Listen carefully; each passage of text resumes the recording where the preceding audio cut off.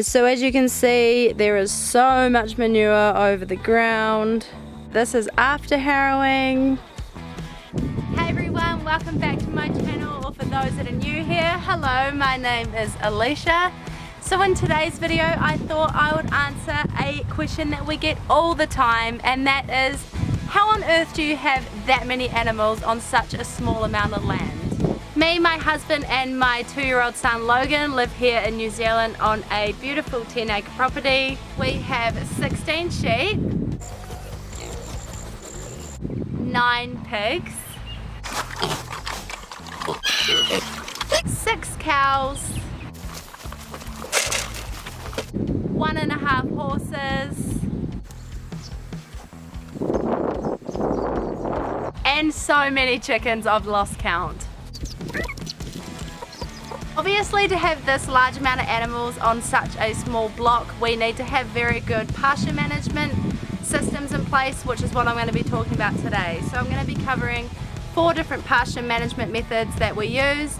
The first one being strip grazing or rotational grazing, the second one being cross grazing, the third one is using harrows, or people like to call it drags, using drags across the paddocks, and lastly is locking up paddocks. So I'll be telling you the advantages of these methods and how we use them. I'll also show you a few examples. We've got some calves to move soon, so I'll show you how we set up their strip grazing, and I've also got a paddock to drag, so I'll show you how we do that as well. Just bear in mind, these methods we use on our farm specifically. Of course, if you live in different parts of the world, even different parts of New Zealand, the ability to use some of these methods obviously depends on the contour of your land, also the amount of pasture you have.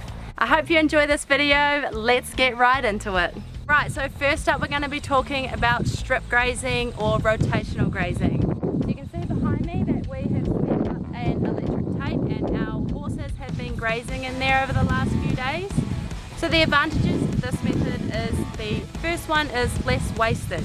So when you put cattle or horses or whatever livestock in a small area, they have no choice but to just eat that area down nice and evenly. I don't know if you've noticed, but if you put livestock in a bigger paddock, you'll end up with patches of long grass, patches of short grass, because animals can be really fussy. So by giving them only a strip each day, they eat it down nice and evenly. Second reason we use this method is to allow the pasture to rest. So resting your pasture is really important. It helps to kill off the parasites, and it also obviously helps your grass to grow back. So by using the strip grazing method, you can create strips of new grass for your livestock to feed off, and then you can also put in a back fence. What I mean by a back fence is that as you move your new fence forward and offer your livestock more grazing, you can put in a back fence, which is fencing off the grass that they've just eaten. So what this means is it allows the grass to have a longer rest period, because however long the cows are in that paddock for, you are constantly bringing up that back fence, giving the old grass that they've eaten longer time to rest. So the normal rest period should be at least 4 weeks. I know it's really hard when you live on a lifestyle block. You don't have access to a lot of land to let your grass rest for long periods of time, but we try and work with allowing the grass to rest for 4 weeks. So I'll give you a bit of an example. So obviously you can see, yes, the fence is meant to be straight, but that's fine. So as you can see, we have our new pasture on the right and the old pasture that's being grazed on the left. And now over the back there we have our back tape, which is quite hard to see, but it's actually allowing these horses to really eat this grass down. We at the moment have an issue with thistles, as you can probably see. So by only giving the horses this small area of land, it forces them to really eat that grass down, and they actually even eat all those thistles. So you can see Izzy here really getting into those thistles. So the paddock behind me is quite large. We actually did the test when we first moved here. We tried using the continuous grazing method, which is when you just put animals in the paddock, leave them with the whole paddock, and then just move them to a different paddock every few days. But we were noticing that we would only get about 3 weeks out of the whole paddock because the horses or cows or whatever we put in there would just start trampling all the grass down and not really eating it. So I have really noticed by putting in the strips and really grazing it down, it definitely does that even grazing, and we get about 2 months out of this paddock by using the strip grazing. So obviously the only downside to this method is the expense, so buying tapes, reels, standards can be quite costly, but in my opinion I think it is a very good investment, well worth it. If you don't have power on your site, there is always solar power options as well.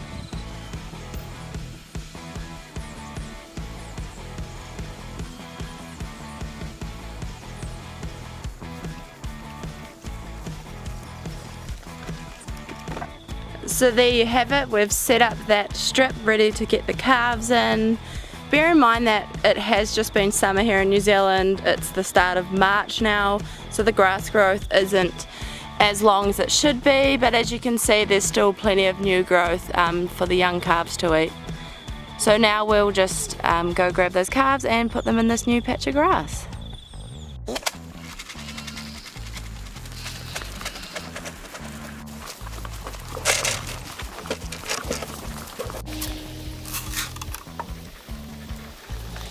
As you can see behind me, the calves are now successfully in their strip of grazing. That will last them about 2 to 3 days, and then I will slowly move that tape over and over until we get to the end of the paddock. Alright, so moving on to our second method, and that is cross grazing. So cross grazing is when you are grazing different kinds of animals together. So the reason we use cross grazing is to reduce parasites in our animals. So parasites and worms and things like that are host specific, which means worms that live inside the likes of horses aren't going to affect cattle or sheep. So if an animal digests a different animal's parasites, it won't affect them. So if the sheep, for example, nibbled around the horse manure and ingested the horse's parasites, their digestive system will kill off these parasites and it won't have an effect on them.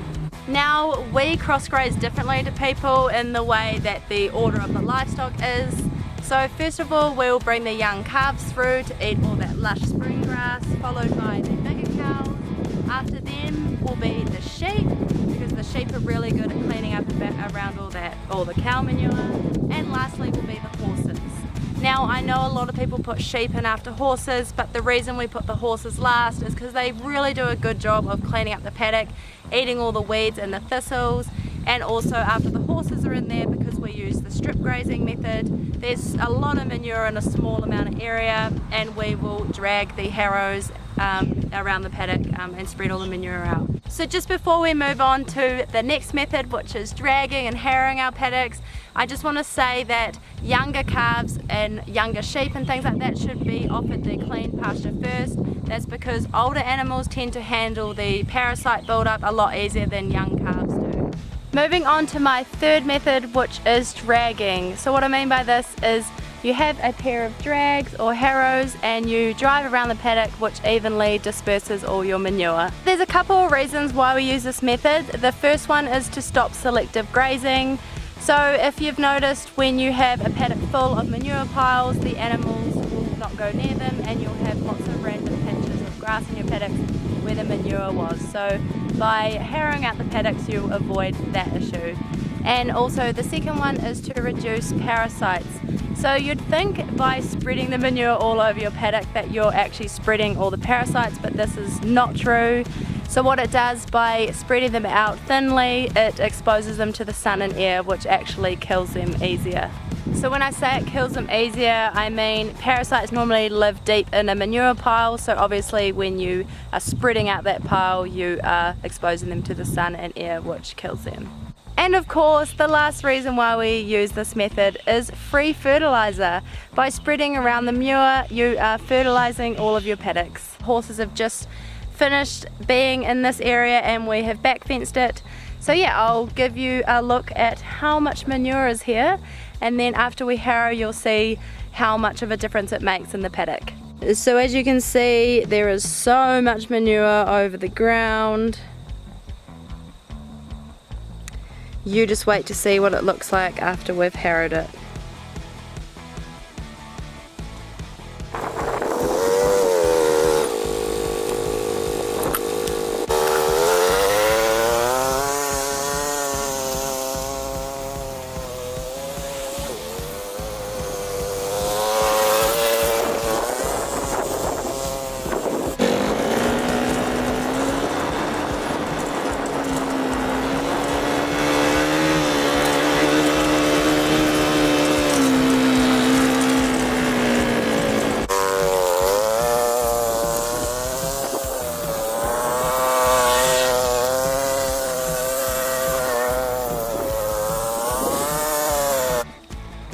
So this is after harrowing. As you can see, the harrows have ripped up all those big manure piles and has evenly spread them out. So you can see how it breaks it all up and spreads it out evenly, as opposed to having those big clumps of horse manure. Compared with the clumps of manure that you normally get. So this does work extremely well with horse poo. I used to pick up horse poo when I was little. My mum and dad would make me go out there all the time and hand pick it up, which was an absolute nightmare. If only I knew that I could use harrowing or the dragging method, it would have saved me a lot of back aching work. I would also like to say this method does work a lot better in summer, because in winter it's hard for the manure to dry out. So I do recommend doing it quite often in the summertime because the manure dries out very easily. We do it in winter though, but we just rest the paddocks for longer.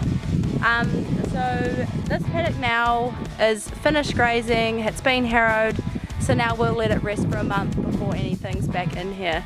So just remember that if you do use harrows, you definitely need to rest your paddock. Obviously you wouldn't put any animals in here now because there's pretty much nothing left for them to graze.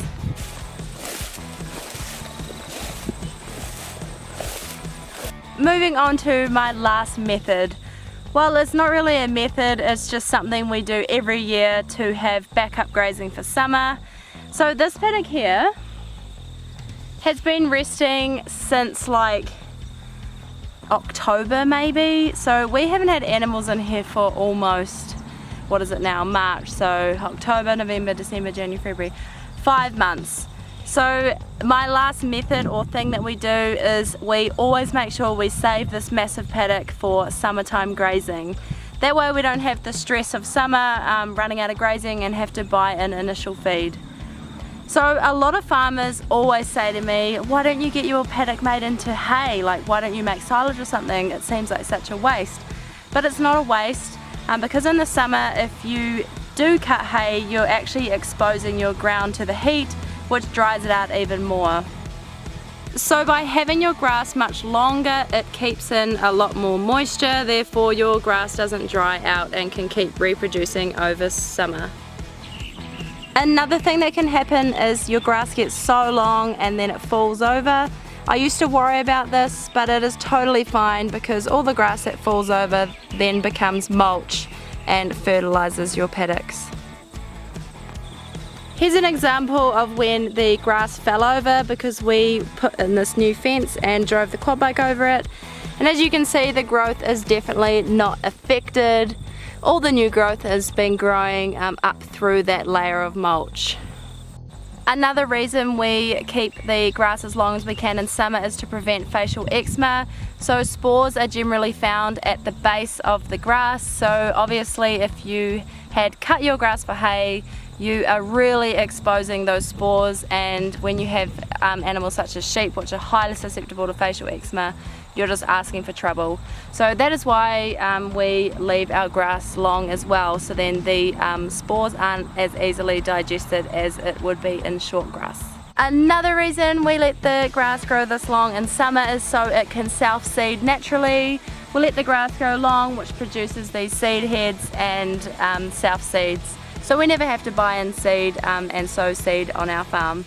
Now of course there are so many other reasons besides pasture management how we're able to have this many animals on our small amount of land. I will be doing future videos on this, so don't forget to subscribe to my channel to learn some other things and learn about what we do here on the Curl Farm. Thank you so much for watching. I'll see you in another video. Bye.